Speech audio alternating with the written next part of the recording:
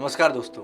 हमारी भारत की राजधानी दिल्ली, जो बहुत सारी चीज़ों के लिए फेमस है, लाल किला, चांदनी चौक, बहुत सारी जो टूरिस्ट प्लेस है वहाँ पे हैं। इसी के साथ साथ भारत की हमारी राजधानी है। लेकिन आजकल हमारे भारत की राजधानी का हाल कुछ इस तरह से हो चुका है। प्रदूषण बहुत ज़्यादा आ चुका है। हवा में जो प्रदूषण है उसकी मात्रा बहुत ज़्यादा बढ़ चुकी है। इसीलिए आजकल हम लोग को बहुत ज़्यादा धुंधला धुंधला दिखाई दे रहा है। दिल्ली में 150 मीटर के आगे आप कुछ देख नहीं पाते। बहुत सारे हवा में पार्टिकल्स आ चुके हैं, जिस वजह से प्रदूषण की मात्रा जो है वो बहुत ज़्यादा बढ़ गई है।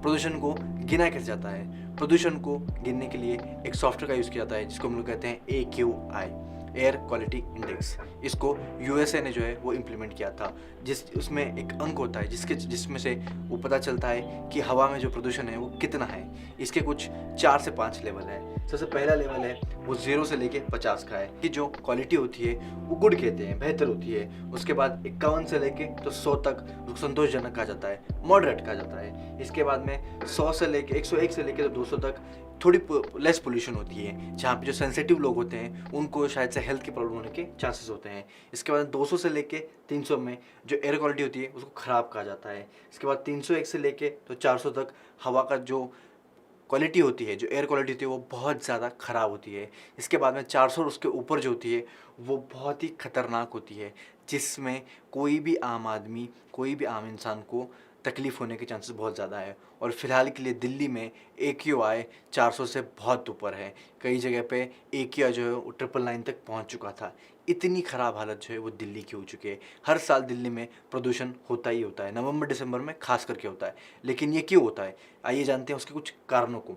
सबसे पहला कारण जो है वो है व्हीकल पोल्यूशन। व्हीकलर पोल्यूशन का मतलब क्या? दिल्ली जो है वो एक शहरी इलाका है। वहाँ पे लोग प्राइवेट व्हीकल्स रखते हैं जो ज़्यादा प्रदूषण करते हैं, जैसे कि पेट्रोल, डीजल और कार्स की होती हैं। उसकी वजह से दिल्ली में प्रदूषण के चांसेस बहुत ज़्यादा होते हैं। इसके बाद में जो कंस्ट्रक्शन साइट्स होती हैं, क्योंकि दिल्ली में जैसे कि अब वहाँ पे शहरी है तो वहाँ पे कंस्ट्रक्शन चलता रहता है। इमारतें गिरती हैं, बनती हैं, रिपेयर होती हैं, और उन सारी चीज़ों में ईंटों और सारी वालों को जो उसकी जो हवा में होती है वो मिक्स होती हैं और हवा प्रदूषित करती है। इसके बाद में मोबिलिटी है, त्यौहार है, जिसमें हम लोग पटाखे बजाते हैं, बैंड बाजा करते हैं, और जिसमें हवा की क्वालिटी जो है वो ख़राब होती है। इसके बाद में सबसे महत्वपूर्ण, सबसे इम्पॉर्टेंट जो इस प्रदूषण के पीछे रीज़न है उसको पराली है, जिसको हम लोग स्टबल बर्निंग भी कहती हैं, जो पराली को जलाया जाता है। मुख्य तौर पे नवंबर दिसंबर के बीच में जो है ये पराली को जलाया जाता है।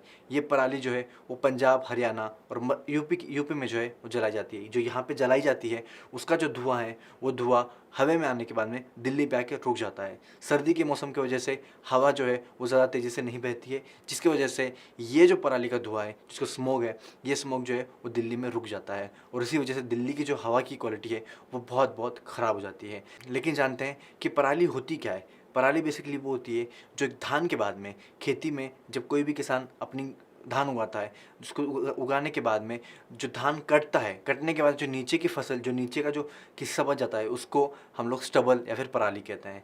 उसको निकालने का जो खर्च होता है वो बहुत ज़्यादा होता है, इसलिए बहुत सारे किसान क्या करते हैं, उसको जला देते हैं। जलाने के बाद में ये कम टाइम में, कम पैसों में जो है वो पराली जल जाती है, और जो ज़मीन होती है वो फिर से अपनी किसान उसको जो है वो बो सकता है, उसमें फसल उगा सकता है। इसलिए पराली को जो है वो जलाया जाता है।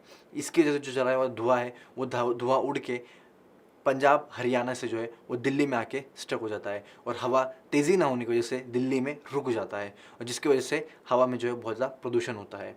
ये सारे कुछ रीज़न्स हैं जिसकी वजह से दिल्ली में जो है हर साल नवंबर से लेकर तो दिसंबर में इतना प्रदूषण बढ़ता है।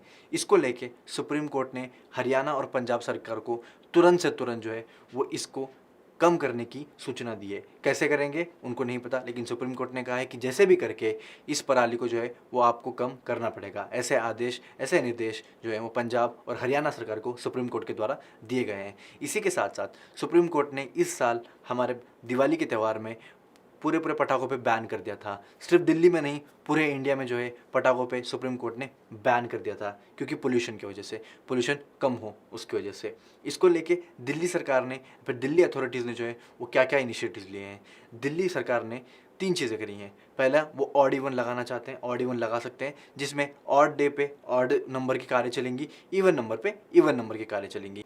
इसी के साथ साथ graded response action plan, GRAP का फेज़ 4 लागू कर सकते हैं। इसमें क्या होता है, ये केंद्र सरकार जो होता है उसके अंडर आता है। फेज़ 4 तब लागू किया जाता है जब AQI जो है वो 450 के पार हो। इसी के क्रिएटेड रिस्पॉन्स एक्शन प्लान में होता क्या है?